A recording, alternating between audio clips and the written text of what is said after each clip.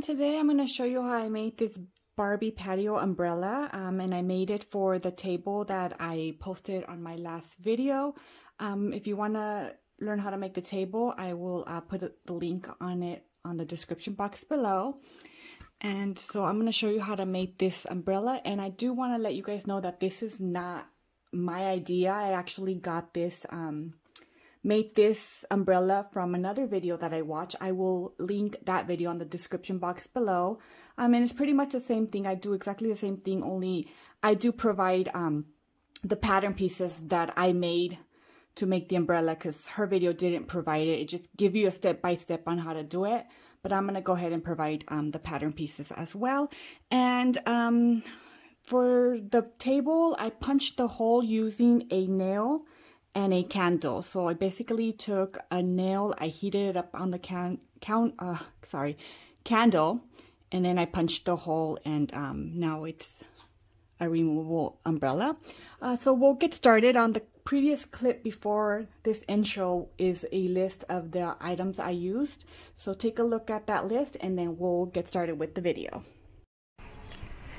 Okay, the first thing I want to do is take my biggest circle from my pattern piece and trace it onto my cardboard.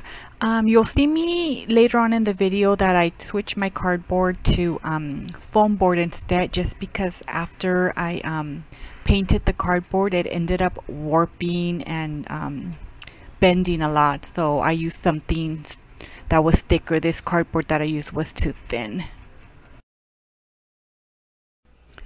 After I have that trace, I'm going to take my scissors here and cut out my circle.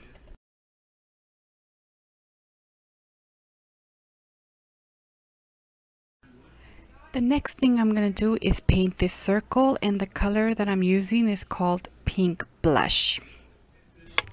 Okay, once this is painted and dried, I'm going to go ahead and take the smaller circle of my pattern pieces and glue it to the center of this painted circle, except I'm going to turn the painted side over and glue this on the unpainted side of the circle. Once this is glue, I'm going to go ahead and set this aside and let it dry. And while that is drying, I am going to bring in my square stick and my scrap paper and work on my umbrella post.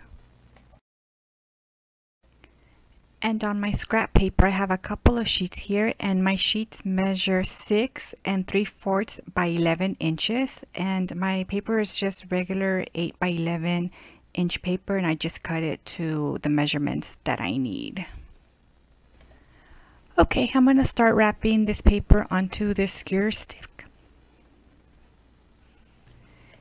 and gluing once in a while as I go. Okay, so I took my skewer stick out just to see if I can tighten it a little bit more, and then I put my skewer stick back in just to make sure that it fits. Okay, so this has dried now. So now we can continue. Oh, and before we continue, I did want to mention that I did only end up using 2 sheets of paper to get this thickness. The next thing I want to do is create another layer of the paper, but this is going to be a smaller layer that goes on the very top of my umbrella post, and that paper measures 11 by half an inch, and this paper will go on the very top of my post.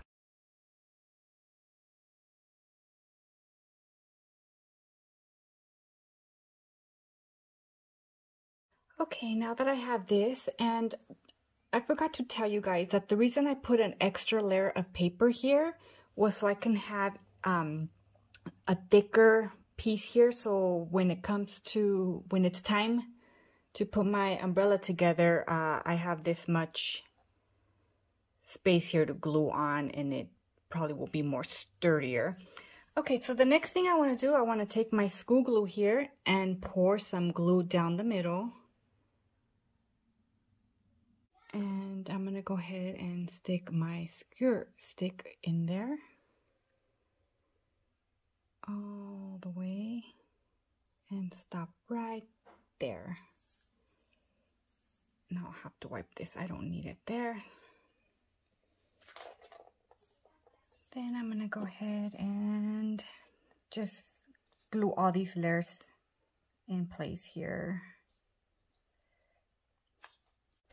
Oops, there you go, now you can see. Okay, then I'm gonna go ahead and wait for all this to dry.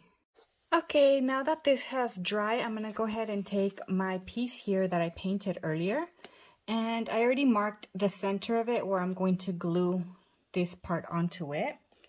And to glue it, I'm gonna use my E6000. And I'm gonna go ahead and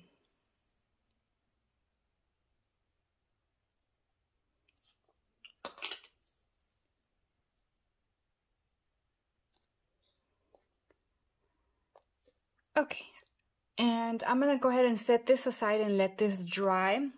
And while that's drying, I'm gonna go ahead and work on my umbrella panels. So I will go bring the materials that I need for that. I'll be right back. Okay, so you're going to go ahead and cut your bottle, your soda bottle here, and this is what I have, the top of it. Now I'm going to take my pattern piece here, and I'm gonna place it right there, and I'm gonna go ahead, trace, and cut 8 of these panels. So I'll go ahead and do that.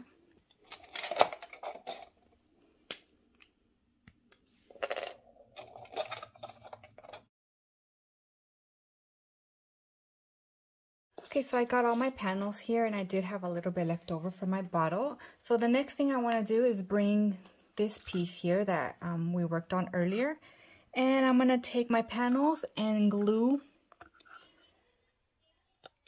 a panel on each of these sections here. There's 8 sections, and I'm going to use my E6000 to glue it in place.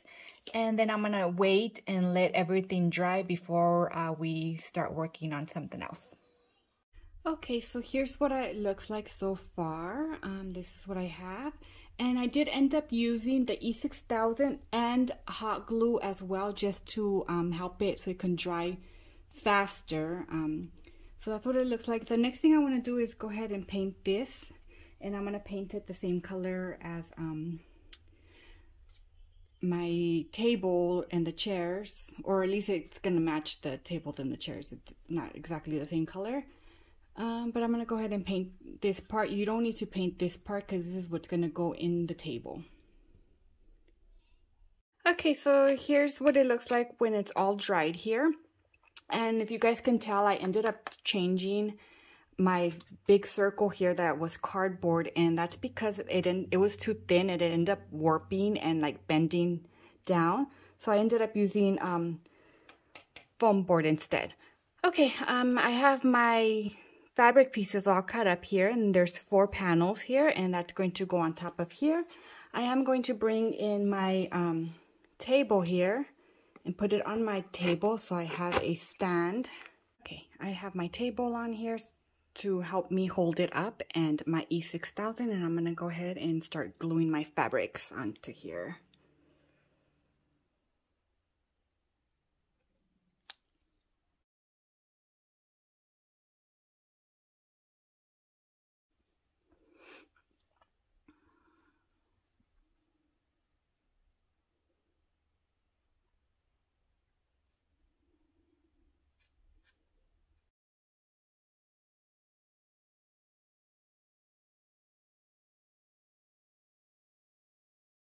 Then I'm going to go ahead and take my fabric glue and start gluing right here to connect the fabric pieces.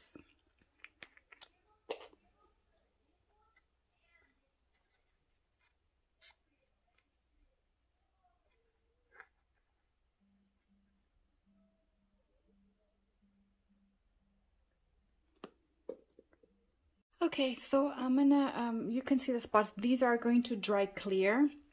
But I'm going to let that dry, and I do want to show you guys that I did use some fabric glue on the edges just to keep them from fraying. So I'm going to continue putting my fabric glue, and then I'm going to let everything just set. Okay guys, so here it is. Everything's all dried. The only thing that I would change on this, I might have to repaint this a little bit. I'm probably going to take this off just because my fabric is so thin that you can actually see my printable there. So I'm going to try to take this off and repaint that, but other than that, here it is, and it is completely removable. I'll bring the table here, and you can either glue it on the table or leave it as is and make a few of them and make them interchangeable. Or I actually made this little cute planter here. I just took this off of a bouquet of little flowers, and I put it on a toothpick, and this will go in there as well and stay. So that's it. Thank you guys for watching.